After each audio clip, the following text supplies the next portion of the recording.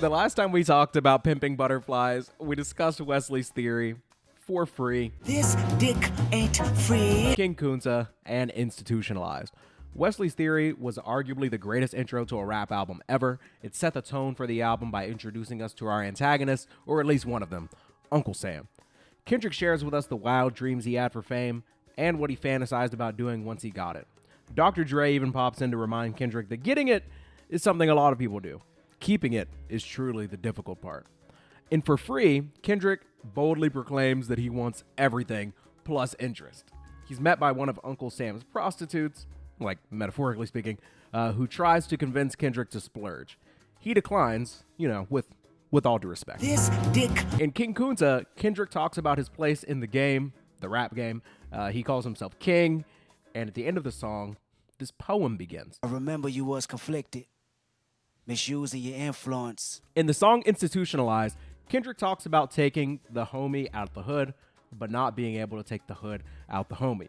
Snoop Dogg joins to help tell the tale of a 5-foot-something who made it out the hood, but his homies have not had the same time or experience that helps them acclimate. A very unintentionally funny story, in my opinion, is told about Kendrick's friend wanting to rob unsuspecting innocent bystanders at the BET Awards. And these thoughts and behaviors basically show Kendrick that he's not as far from trouble as he thought, even though he's now out of Compton. And it's also kind of like a stark reminder of where he came from. Today, we're going to start by talking about the next song on the... Wait. What is that?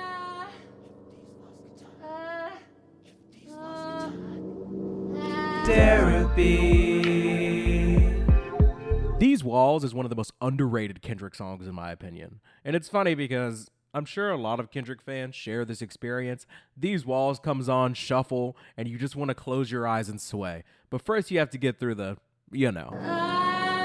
Today we're going to break down how a song that in my opinion is arguably the catchiest song on the album also doubles as a peak misusing your influence. Let's get into it. She just wanna close her eyes and sway.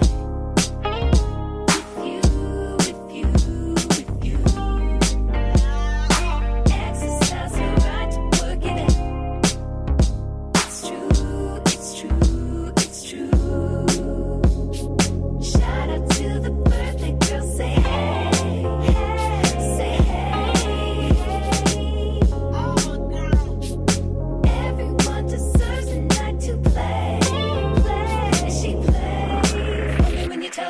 In Kendrick's last album, Good Kid, Mad City, Kendrick rapped about how his friend was killed in the song Sing About Me. It's detailed much later in this song, but I'll tell you from the top. This song is actually referring to the lover of the man who killed Kendrick's friend. Towards the beginning of These Walls, the phrase, "If these walls could talk," is repeated over and over until it's abruptly interrupted by the word sex. This first verse talks about this girl going out and partying, how she deserves a night to play. She wants to exercise her right to work it out. She's trying to throw down while her man is locked up. I can feel your rain when it cries. Gold lives inside of you. I love it when I'm in. I love it when I'm in. The wall can talk, they tell me to swim good. No boat, I float better than he would. No light jacket, I'm not the God of Nazareth. But your flood can be misunderstood. Our chorus is performed by Anna Wise, Thundercat, and Bilal, who have just fantastic contributions all over the album. They sing I Can Feel Your Rain When It Cries, which goes pretty hard. What do you mean by that? Rain when you cry because she's mourning the loss of her man. Rain because of the liquids her body is producing elsewhere.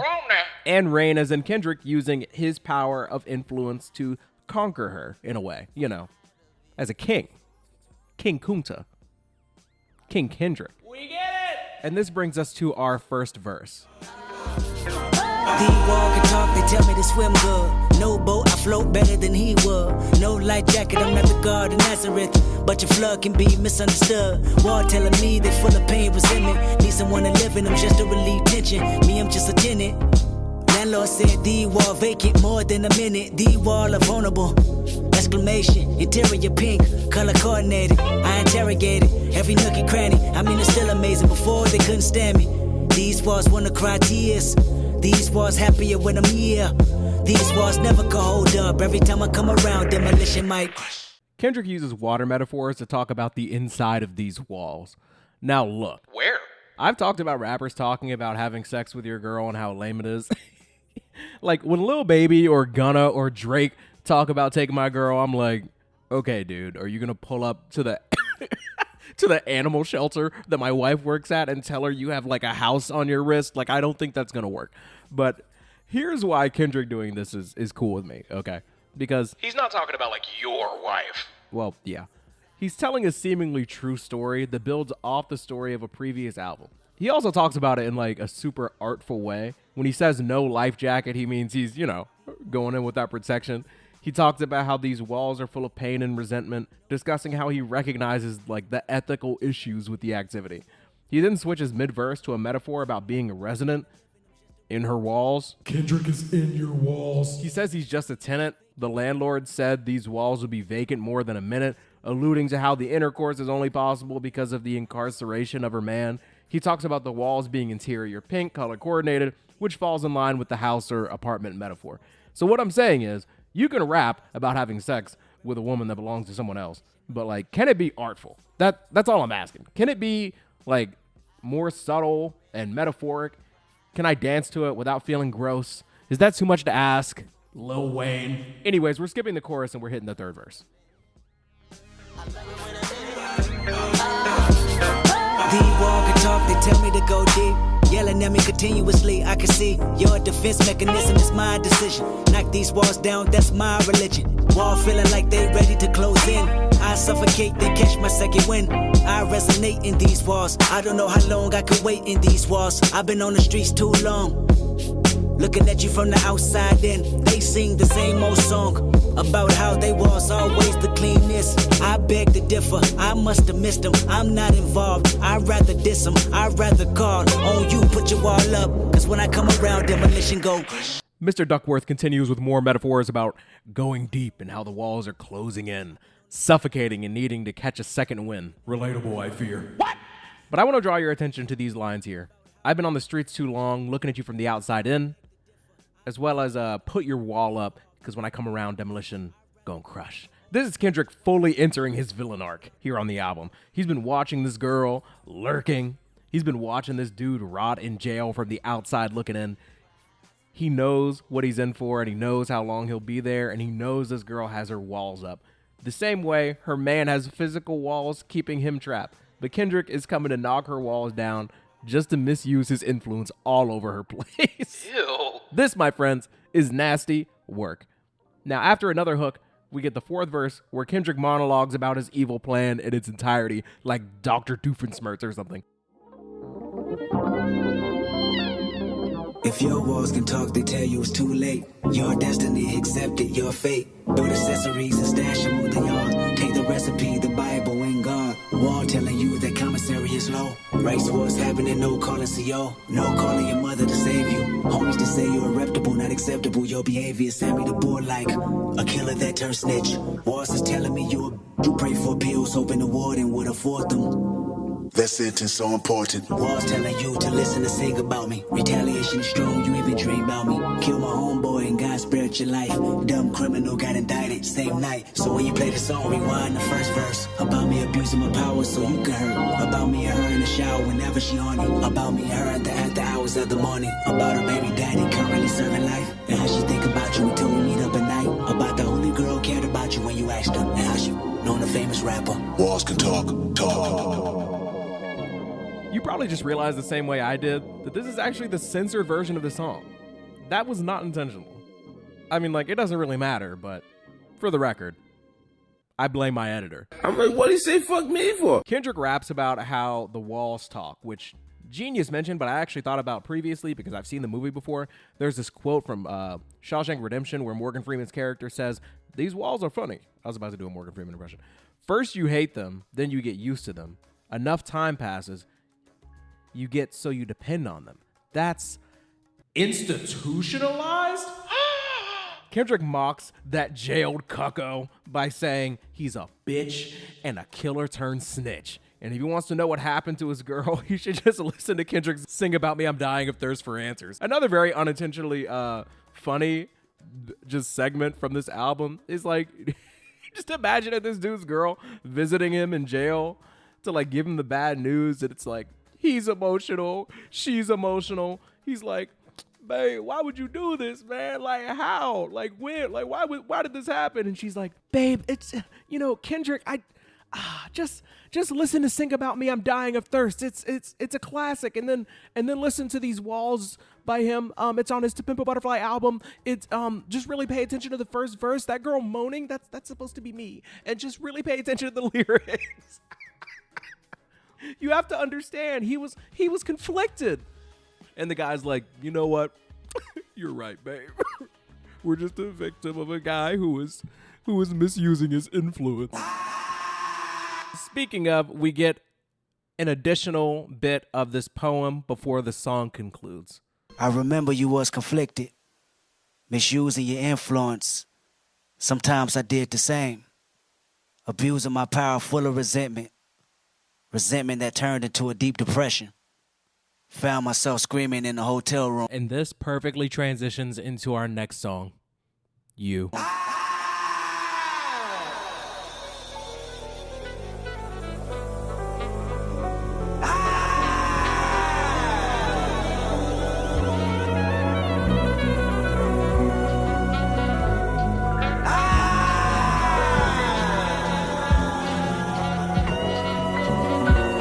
What do you do when you're most angry? Like, how do you let that out? When I was younger, like, if my parents were upset with me or they had finished disciplining me for whatever I had done, I'd, like, scream into a pillow or something like that. Or, like shadow boxing in my room or something. Now that I'm an adult, whenever I feel like I'm getting overwhelmed, and this hasn't happened in a really long time, but oftentimes I feel like most at peace when I'm driving, like on a highway, and sometimes I'll literally just like scream at the top of my lungs because I don't know about you guys, but I have literally never heard another person's voice from another car when I'm driving down a highway. So like that's kind of what I think about when I hear Kendrick just screaming here. I think I read somewhere, according to Soundwave, on a podcast, he was in the studio when Kendrick was recording the song, and he said that time he actually went in the booth, turned out all the lights, and you just knew something was different. Going back to that, like, I'm about to tear up. That was deep. I've never seen him like that. So Kendrick was literally in the booth with all the lights turned off, just hollering. Apparently, while Kendrick Lamar was out on tour during 2013, he was performing. He's making hundreds of thousands of dollars. People are screaming his name, telling him that they love him, applauding and singing along at all the shows.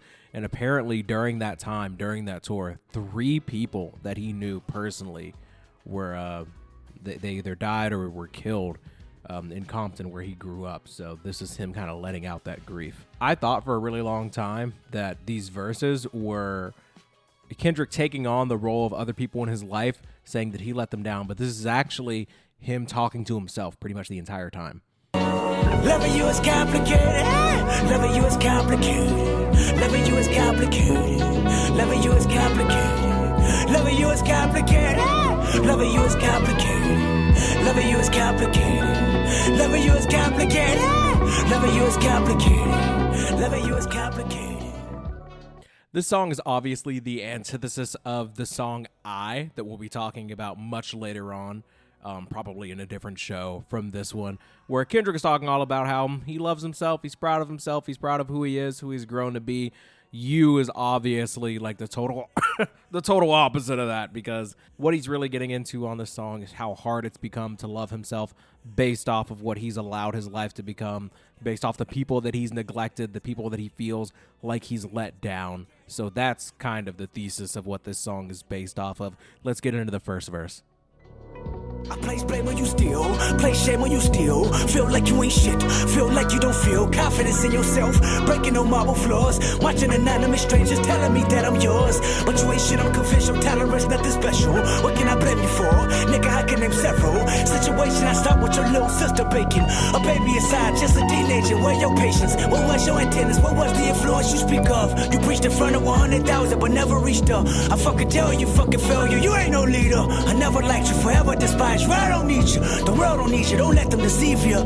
Numbers lie too, fuck your pride too, that's what dedication. Thought money would change you, made you more complacent. Fucking hate you, I hope you embrace it, I swear. Kendrick blames himself for everything that's happened in his orbit. He says, I place blame on you still, place shame on you still, which means this isn't the first time he's reflected on his life in a negative way. I think this speaks to how he's felt these feelings before fame and how these feelings haven't escaped him.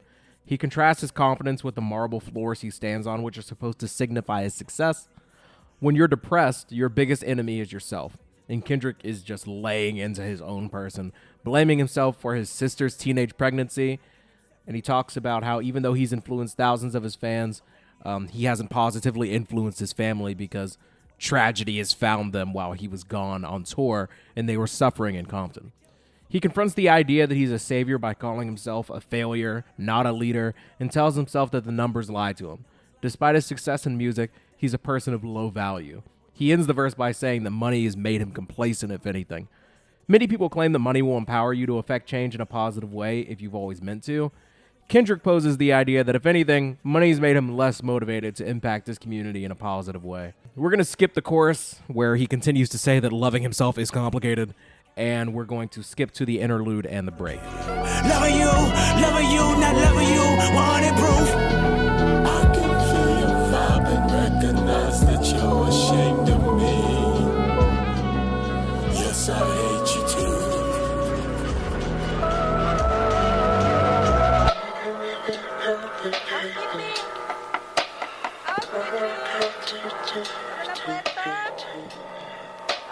Tengo que limpiar el cuarto. Es que no hay mucho tiempo.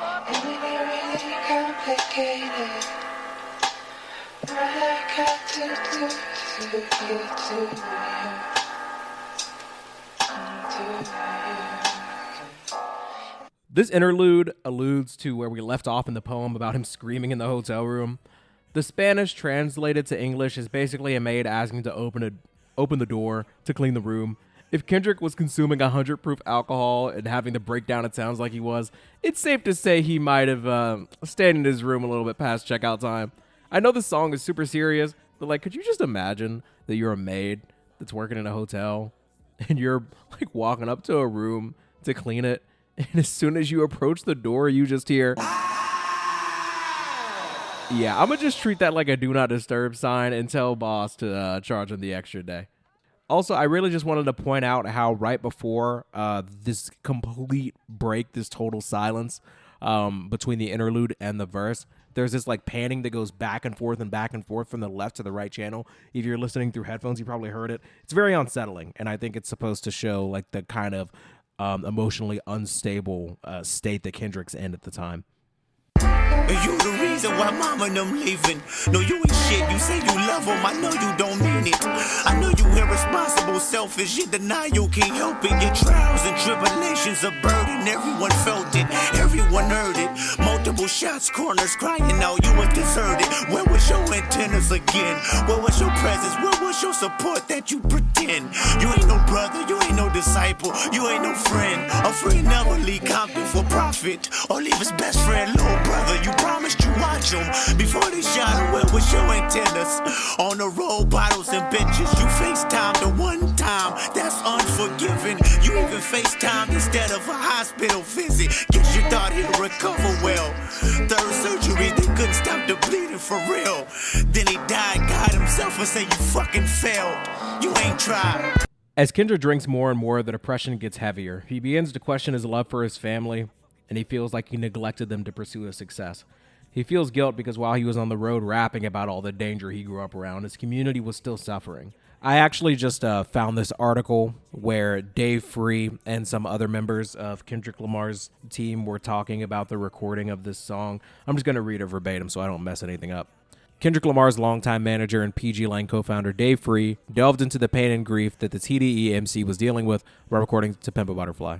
K-Dot lost numerous close friends after the success of 2012's Good Kid, Mad City, but the death of 23-year-old Chad Keaton hit him especially hard.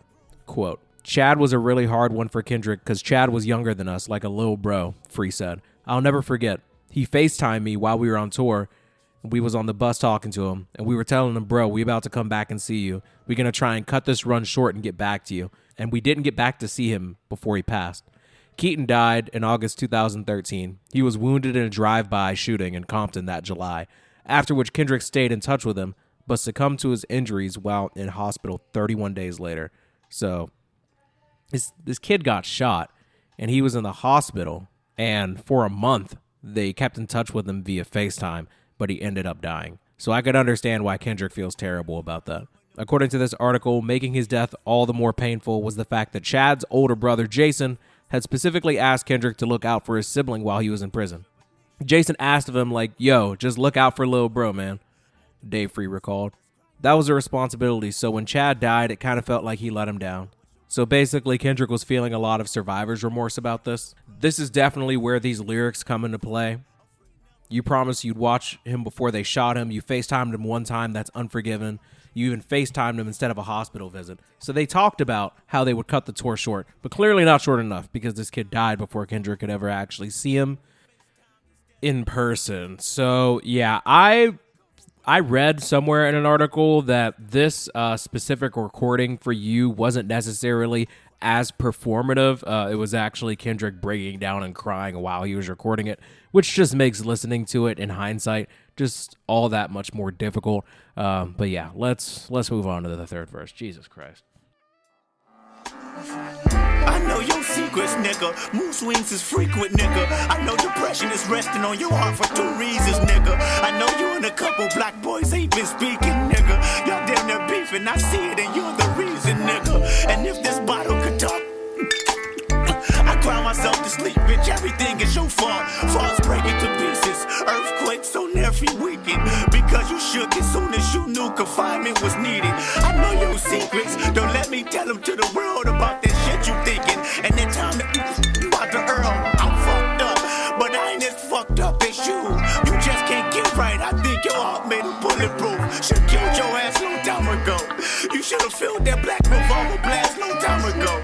And if this marriage could talk, it'll say you gotta go. And if I told your secrets, the world of no money can't stop a suicidal weakness. Kendrick talks about how the guilt and shame he feels is so heavy he can barely even talk to certain people from the community he grew up in. It damn near feels like they have beef. Very rarely in my experience is there a completely one-sided beef, but Kendrick introduces the idea that there's so much tension between him and the people he grew up around, but he knows it's all his fault. Another fascinating part of this verse as well, I want to say, so I don't forget, the inclusion of those sounds in the background, like the bottle clinking and the gulping that are mixed in, super smart. Just like a really nice detail from like an audio perspective. Whenever I'm making my own podcast, I like to include as many things as possible that are relevant to the show, whether it be small little details in the background music, background sounds, etc. My editor goes crazy with stuff like that. So I really have an appreciation for that. Also, the idea that the more negative side of Kendrick is threatening to expose his inner thoughts is like crazy. Kendrick ends the song by saying at least one of his secrets, unfortunately, is that he contemplated ending it all despite being extremely rich. I know Googling this information is going to put me on some list, and the ads on every app and site that I visit are all going to be about like how not to throw yourself into a volcano. But like, since, you know, I know like 1,000 people minimum are going to hear this, not a flex, just a fact. This show is supposed to be fun, but these themes are pretty heavy, and I do feel a certain level of responsibility as a content creator to not make light of, potentially deciding that you don't want to exist on this planet with the rest of us anymore. So despite the volcano thing, Come on, Derapy. If you are struggling or know someone who is, please talk about it with someone or encourage them to reach out to someone. Like, the worst thing about depression is feeling like you're alone, feeling like you have unique problems that no one can relate to. And I promise you, you are not. you're not alone. And I know that sounds like super cheesy, and it sounds like I'm just saying, oh no, people love you. But like that's not really what I'm saying. Is, I mean, yeah, people do, but your problems aren't unique. Others have had the same or worse, and that's not to compare them, but depression and anxiety have a habit of making you feel like you have a special brand of hardship that you'll never be able to overcome. But I have great news, actually. I'm going to let you in on a little secret.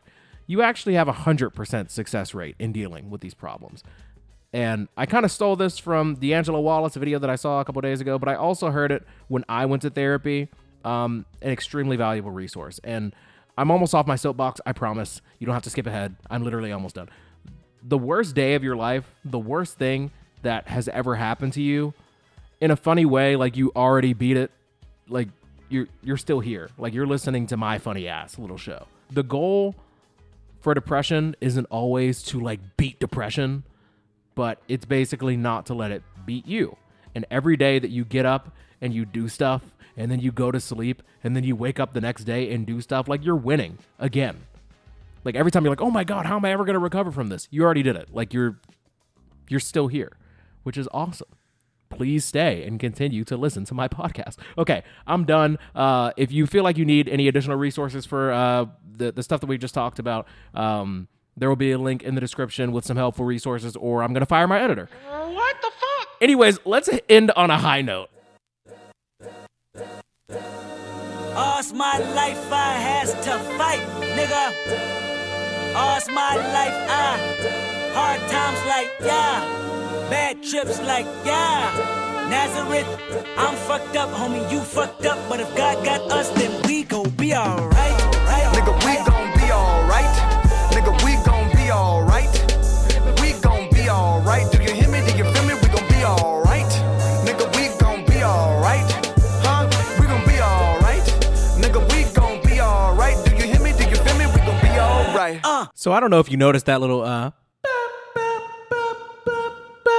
that little 4 count. That means Pharrell is involved. Also, related but unrelated, Pharrell is starring in like a Lego movie about his life, his upbringing, and his connection to music. Kendrick Lamar is in it. Snoop Dogg's in it. A bunch of other artists are in it. I know that's super random, but it's not that random. I was just at the theater yesterday, and I was just like, what is Kendrick Lamar doing in a Lego movie fresh off the rap beef of the century?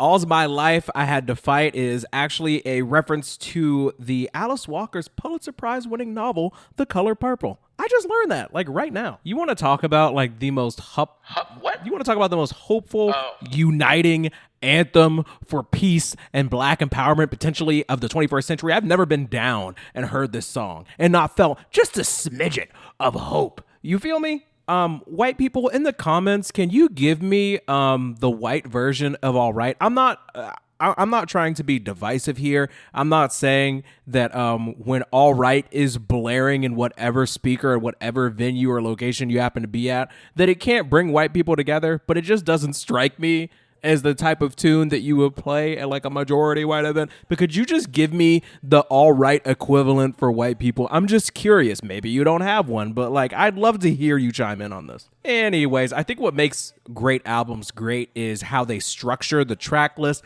I think that this song coming right after You is exactly what you need to avoid that volcano. I truly feel like this is probably, tell me if I'm wrong, one of the more iconic hooks from any hip-hop artist. He muted a sneeze here. Of the past 20 years. Tell me I'm wrong. All right, let's just get into this verse. I'm ready. And when I wake up, I recognize you looking at me for the pay cut. Bahamas, I be looking at you from the face down. One Mac 11, even boom with the bass down. Scheming, and let me tell you about my life. Painkillers only put me in the twilight. With pretty pussy and Benjamin is the highlight. I tell my mama I love her, but this what I like. Lord knows, 20 of them in my Chevy. Tell them all to come and get me, reaping everything I sow. So my karma come in heaven, no preliminary hearings on my record. I'm a motherfucking gangster in silence for the record. Tell the world I know it's too late. Boys and girls, I think I've gone great. Trying to decide my faces all day. Won't you please believe when I say? Dot says from the moment he wakes up from his goated slumber, motherfuckers will look at him for a pay cut. Ain't that about a bitch? Also, when most people refer to bass, they're talking about music. Bass in the song goes crazy, of course, but Kendrick draws attention to the boom of gunfire. Now, according to Genius, Mac 11s are often equipped with silencers. I would not know this. I live in an apartment complex with a gate, and my rent is closer to $2,000 than $1,000. Not a flex, just an unfortunate fact. Kendrick, I believe, is subtly drawing attention to how police brutality isn't highlighted enough, so the boom of the guns used to harm minorities is quiet. Just a theory. I'd also like to draw attention to this flow right here. I just think it's pretty good. 20 of them in my Chevy, tell them all to come and get me, reaping everything I sow, so my karma come in heaven, no preliminary hearings on my record. No analysis, I just think it sounds good. The end of this verse is bright and sung purposely to sound optimistic. Kendrick says it's too late, he'll drown in his vices all day, and I think this is just to say he can't go back in time. He should just enjoy the life he has and accept the fact that his future is brighter than his past. Now let's listen to this pre-chorus right quick for the one time. When you know we've been hurt, been down before. Nigga, when our pride was low, looking at the world like, where do we go? Nigga, and we hate po-po, when the killer's dead in the street for sure. Nigga, I'm at the preacher's door, my knees getting weak and my gun might blow, but we gon' be alright. Okay, so I think that Kendrick says that we hate the po-po when they kill us dead in the street, for sure. I don't think that he generally hates police and that they want to kill us dead in the street, for sure. I don't know. You tell me. What's your reading on that line? When I hear it, it sounds like when they, but the lyrics read wanna. I don't know, man. I mean, I know what Fox News thinks, but we're not going to talk about that today. That's for the damn album. Also, another unintentionally funny visual that comes to mind is I'm at the preacher's door, my knee's getting weak, and my gun might blow. Like, you're literally knocking at the preacher's door, and you're like, bro, this gun is burning my hand. I'm so ready to let it off on the ops. If you don't answer the door, it could be the end for... It could be the end for my enemies. Now we're going to go ahead and move on to verse 2, where we get to talk about Lucy. Be alright. What you want? You a house, you a car, 40 acres and a mule, a piano, a guitar, anything. See, my name is Lucy, I'm your dog. Motherfucker, you can live at the mall. I can see the evil, I can tell it. I know it's illegal, I don't think about it. I deposit every other zero, thinking of my partner. Put the candy, painting on a Rico, digging in my pocket. In a profit big enough to feed you every day. My logic, get another dollar just to keep you in the presence of your Chico. With this quick break in the action, I would like to give a thanks to our sponsor. I'm just kidding. I don't talk about it, be about it. Every day I sequel. If I got it, then you know you got it. Heaven, I can reach you. Pet dog, my dog, that's all. Big back and chat, I trap the back for y'all. I rap, I black on tracks, so rest assured. My rights, my wrongs, I right till I'm right with God. When you know. I know that most people's favorite part of the song is probably the iconic hook. That's fine. That's cool. Me personally, it's that part where my man absolutely starts spazzing like, I can see the evil, I can tell it, I know it's illegal, I don't think about it, I deposit every other... Can I also let you guys in on a little secret? I've never read these lyrics before, ever, in my entire life, until today. Like, every time we get to that part where he's like, pet dog, I literally have never known what he's saying until right now. I feel like LeBron James, like the parts of the song that I know the least are the ones that I sing most confidently. Why do I do that? But yeah, if you listen to part 1 of my breakdown of this album, I already talked about the 40 acres and a mule. That isn't the only part of this verse that is repeated. What you want, you a house, you a car. 40 acres... Try again, dork. 40 acres and a mule, a piano, a guitar, all the things that are needed in order for Kendrick to make money. Uncle Sam is willing to provide to him. But also Lucy is also showing their face as a potential antagonist on the album. And it's funny because Lucy is like a common dog name. But I'm going to let you in on a little secret in case you didn't already know. There's a lot of mention of God, and the antagonist of God is obviously Lucifer, and Lucy is like a short way to say Lucifer. But here, Lucy is coming in the form of your dog, you know? And it's basically reminding Kendrick, hey, now that you made it, now that you're all happy, now that you're on the other side of your depression, let's get back to spinning, buddy. We're trying to tax the hell out of you. Uncle Sam needs his cut. This is just a really, really awesome verse. And now that I'm reading the lyrics, it makes more sense that he's saying pat dog, my dog, that's all, to like fall in line with the Lucy being your dog reference earlier in the verse. Pat Dog is a cousin of Kendrick's who actually passed away during the recording of To Pimp a Butterfly. Him along with Chad, who we talked about in You, they both passed away between the release of Good Kid, Mad City and To Pimp a Butterfly. So they both had to get a shout out on the biggest song. That's love. Also, what a legendary way to end a verse. I rap, I black on track, so rest assured I right my wrongs. Wait. My rights, my wrongs. I write till I'm right with God. What? Listen, bro, somebody, who's your favorite artist, okay? Who's your favorite artist that's not Kendrick? Show me a verse of theirs that goes as hard as this. Leave it in the comments. I dare you right now. I will go to it and I will come back to that comment and be like, I don't know, probably not. So then we get another pre-chorus, we get the hook again, and then we get our outro with Kendrick Lamar and Thundercat, as well as an addition to our ongoing poem.